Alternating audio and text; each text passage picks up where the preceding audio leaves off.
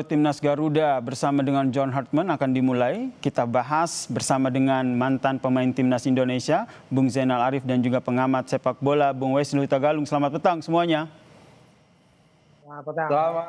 Akhirnya nama yang kita tunggu keluar juga ya, John Hartman begitu dipilih PSSI menjadi pelatih timnas yang baru. Saya ke Bung Wesley dulu. Tadi kita sama-sama mendengarkan kalau kata Bang Sumarji komitmen, karena waktu itu ada dua nama ya, si Giovanni dan juga John Hartman. Tapi komitmen inilah yang membuat nama John Hartman dipilih oleh PSSI. Menurut Anda, apakah hanya alasan ini saja atau ada banyak pertimbangan lain dari PSSI? Ya, Mas Asri, pertama kita harus mensyukuri ada elemen faktor utama yang menurut saya kemarin gagal didapatkan ketika kita dilatih oleh PT Clever, bahwa PT Clever lebih lama di luar negeri, di rumahnya di Belanda sana daripada di Indonesia. Lalu yang kedua, kita harus mundur. Januari tahun lalu ada kerjasama antara PSSI dan KNVB, Federasi Sepak Bola Belanda, soal pertukaran pelatih, soal pengembangan pelatih. Nah, apakah ini tidak lagi menjadi acuan, karena menurut saya dengan isu perubahan kepemimpinan menteri kita dari Menteri BUMN menjadi Menteri Menpora, Ketum PSSI ini tidak memudahkan Pak Erik dalam hal ini sebagai Ketua Federasi untuk mengelola tim nasional dengan keuangan yang sama seperti kemarin. Jadi ini salah satu aspek yang juga tidak boleh kita sepelekan. Cuman dengan track record John Hartman jelas jauh lebih bagus dibandingkan PT Clever yang ketika itu seolah one man show-nya Pak Erik dalam memutuskan, dan kita tidak tahu detail kontraknya seperti apa, sehingga pelatihnya lebih lama di rumahnya daripada di Indonesia. Jadi ini yang salah satu faktor yang harus kita syukuri sih, di luar faktor-faktor lain yang kalau kita bahas lama ini. Tapi menurut Anda salah satu faktor lain tadi sempat dibahas adalah soal biaya pelatih yang menurut Anda kalau John Hartman ini masih bisa dikatakan lebih murah begitu dibandingkan dengan pelatih kalau kita ambil dari Eropa. Kalau komparasinya pelatih-pelatih Belanda, Van Bommel gitu ya, atau Van Bronckhorst yang sudah punya level kelas itu, kalau saya gaji mereka di klub itu 6 sampai 8 miliar per bulan.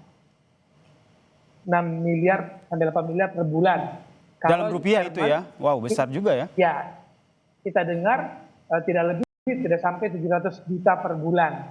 Nah, itu kan komparasi secara keputusan, kan aspek finansial tidak boleh disepelekan begitu saja, Mas Atir. Kemampuan kita harus realistis lah. Kita ini bukan bisa dibilang punya finansial yang kuat, kokoh, dan stabil yang berkelanjutan. Ganti pemimpin, ganti lagi nanti gayanya, ganti lagi keuangannya. Oke, tapi yang jelas tadi ya komitmen, dan juga kalau di atas kertas John Hartman ini juga punya potensi yang luar biasa ya, karena track recordnya juga bagus ketika membawa tim Kanada. Kalau dari Bung Zainal sendiri nih sebagai mantan pemain timnas begitu, ketika ada nama John Hartman ini sudah tergambarkah wah ini pilihan yang tepat, atau menurut Anda bagaimana? Ya, kemarin saya sempat juga membuat statement bahwa pelatih ini kemungkinan akan sukses. Kenapa? Karena melihat secara reputasi oke, selama ini dia juga berhasil ya membawa tim nasional sebelumnya berbicara di Piala Dunia, itu tim nasional Kanada. Nah, apa yang menjadi hal membuat saya tertarik untuk membahas John Hartman ini, ketika tadi yang disampaikan bahwa dia akan memilih asisten pelatih lokal juga yang ada di Indonesia.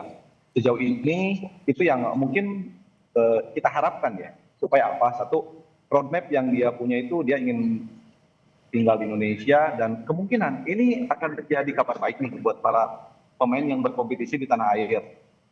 Bukan berarti para pemain yang di luar itu tanpa kontrol ya. Kalau pemain yang di luar sudah jelas secara kualitas kompetisinya sudah diakui ya. Tetapi yang pemain yang selama ini juga berkompetisi di level Indonesia ini punya peluang untuk bisa memperkuat tim nasional. Dan apa yang disampaikan tadi sama John Hartman, dia akan tinggal di sini dan dia akan mencari potensi-potensi yang ada di Indonesia itu sendiri. Dengan jumlah yang begitu banyak, saya pikir nanti akan hadir pemain-pemain yang mungkin selama ini belum pernah masuk tim nasional dan akan menjadi pemain andalan tim nasional. Saya kira itu. Oke, tapi kalau kita lihat ini kan pemain-pemain timnas kita ini kan kebanyakan juga ada beberapa yang juga dari Eropa begitu. Nah, ada kendala tersendiri yang menurut Bung Zainal ini akan menjadi tantangan bagi John Hartman begitu. Karena sebelumnya itu soal chemistry, bagaimana meramu tim yang baik itu selalu menjadi kendala pelatih-pelatih sebelumnya. Iya, memang ini ya kelebihan dari John Hartman ini. Kenapa akhirnya dipilih sama PSSI, dia juga sudah paham kultur atau karakter para pemain yang kemarin bermain di tim nasional di bawah asuhan Pique. Dan dia juga melihat sejauh mana sih kemampuan para pemain ini. Dan ini saya yakin dia sudah mempunyai jurus yang bagaimana cara mensiasati para pemain ini gitu kan. Berbicara masalah teknis di lapangan saya kira sudah tidak diragukan lagi. Tetapi berbicara masalah psikologis yang selama ini mungkin pendekatan bondingnya lah mungkin ya, kita ke bondingnya, pendekatan ini yang dimiliki oleh John Hartman itu sendiri gitu. Saya kira ini bukan masalah ya untuk melihat sejauh mana sih para pemain yang bermain di luar ini, apakah ini akan mempersulit John Hartman. Saya kira ini bukan masalah besar. Apalagi punya komitmen ya, John Hartman akan tinggal di Indonesia, tentu waktunya juga akan lebih banyak begitu ya, berinteraksi dengan pemain-pemain timnas. Menarik ini, bagaimana mencari bibit-bibit baru untuk menjadi tim Garuda kita ke depannya. Apakah ini juga menurut Anda, Bung Wesley, jadi salah satu pertimbangan utama, tapi tantangannya bagaimana? Karena pelatih sebelumnya juga menjanjikan hal yang sama. Dalam memulai sesuatu pekerjaan, apalagi di sepak bola, janji itu adalah bumbu yang bisa menjadi penyedap ya. Betul begitu, Arif harus janji dulu, harus optimis dulu, bahwa kita harus yakin dengan skor kita.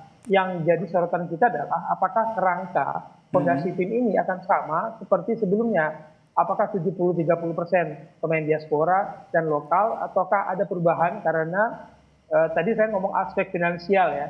Jadi jangan salah kalau banyak pemain diaspora sekarang ngetok pintu ke klub lokal karena peluang mereka untuk bermain internasional kalau mereka masih main di Eropa belum tentu akan mudah didatangkan dengan segala fasilitasnya. Itu Bung Abo udah senyum aja tuh dengar banyak yang menutup Indonesia bahwa potensi mereka ingin bermain buat tim nasional Indonesia. Nah, kerangkanya seperti apa? Fondasinya seperti apa? Itu yang harus kita tunggu karena John Hartman nggak punya waktu untuk melakukan uji coba partai-partai persahabatan. Maret sudah ada FIFA Series kan, sudah ada pertandingan, jadi tidak mudah bagi dia. Jadi saya harap Hartman sebagai pelatih dikelilingi, diberikan informasi yang akurat dan benar-benar soal sepak bola Indonesia, soal pemain kita, dan dia tidak salah memilih lingkaran di mana dia bekerja, siapa yang dia bawa ke dalam tim, itu penting. Dan menurut Bung Wesley nanti formulasinya akan seperti apa? Karena sebelumnya kita oleh Particular Ford, sebelumnya lagi STY. Ini nanti formulasi yang dibawa oleh John Hartman ini untuk membuat tentu harapan kita timnas Garuda jauh lebih baik. Ini menurut Anda seperti apa? Bung Wesley? Ya. Masing-masing pelatih punya gaya, masing-masing pelatih punya filosofi. Ya, halo. Ya, dilanjutkan, silakan. Punya gaya, masing-masing pelatih itu punya filosofi bermain. Ya, punya filosofi yang dia harus terapkan. Tapi dia punya dua keputusan. Pemainnya mengikuti gaya bermain filosofinya atau dia mengikuti kemampuan para pemain yang ada. Gitu, Mas Hasir. Jadi kalau gaya bermain di Piala Dunia kemarin dia main dua formasi 3-4-3, lawan Belgia 4-4-2, dia lawan Maroko dan lawan Kroasia. Tapi kembali nanti dia akan lihat dulu fondasinya seperti apa, pemainnya seperti apa yang cocok dibangun. Kalau Bung Zainal sendiri melihatnya akan seperti apa nanti gaya melatih dari seorang John Hartman ini jika dilihat dari track recordnya? Apalagi Anda juga tentu cukup sering berbincang dengan timnas-timnas yang sekarang, pemain-pemain timnas sekarang. Ya, saya kira pasti bakal ada perubahan ya. Perubahan seperti apa, game plan-nya, style of play seperti apa, dia juga sudah punya platform tersendiri. Saya pikir juga itu bukan jadi masalah besar. Yang terpenting bagaimana para pemain ini paham apa yang menjadi apa yang menjadi landasan, apa yang menjadi harapan dari pelatih kita ini. Sejauh mana sih pemahaman si pemain nanti dengan game plan yang sudah disiapkan, filosofi yang sudah dicoba nanti sama si pelatih yang sekarang. Apapun formasinya mau 3-5-2, mau 4-4-2, 4-3-3, apapun itu. Yang terpenting bagaimana para pemain paham nggak apa yang diinginkan oleh si pelatih ketika mereka turun di lapangan. Itu sih sebetulnya. Oke, tapi ini kan ketika nama John Hartman ini muncul, saya juga iseng gitu ngecek media sosial dari tim pemain timnas kita begitu. Mereka nampaknya belum memberikan statement ataupun tanggapan nih. Kalau dari orang dalam nih, baik Bung Wesley maupun dengan Bung Zainal, itu respon dari pemain timnas kita seperti apa? Boleh ke Bung Zainal dulu nih sebelum ke Bung Wesley yang udah senyum-senyum. Iya, kalau menurut saya sih para pemain siapapun pelatih yang datang, mereka tetap antusias ya. Kita berbicara masalah nasionalisme, masalah bagaimana ketika mereka dibutuhkan untuk membela tanah air ini. Siapapun pelatihnya, yang jelas sebelum turun ke lapangan, saya kira para pelatih juga akan memberikan ini loh roadmap yang akan saya lakukan itu untuk tim nasional ke depan seperti apa, cara bermain seperti apa, itu akan dilakukan gitu. Dan para pemain itu harus siap. Saya kira para pemain, sekali lagi, Bung Westa juga pasti paham, pemain, siapapun pemain, bahkan ada pemain yang dipanggil nanti yang belum pernah, ini mempunyai kesempatan bagi para pemain untuk membela tanah air gitu kan, untuk membela tim nasional itu sendiri. Saya pernah mengalami itu ketika terjadi pergantian pelatih dan kampanye berubah, itu membuat saya juga termotivasi bahwa saya pasti mampu dengan metode seperti ini dan saya pasti bisa melakukan. Dan ternyata alhamdulillah saya bisa melakukan itu semua.